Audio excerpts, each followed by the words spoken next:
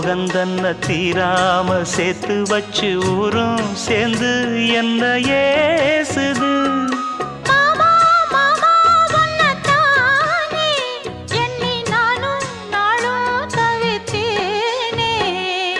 கூண்டுக்குள்ள என்ன வச்சு கூடி நின்ன ஊற விட்டு கூண்டுக்குள்ள போனதென்ன கோலக்கிளியே.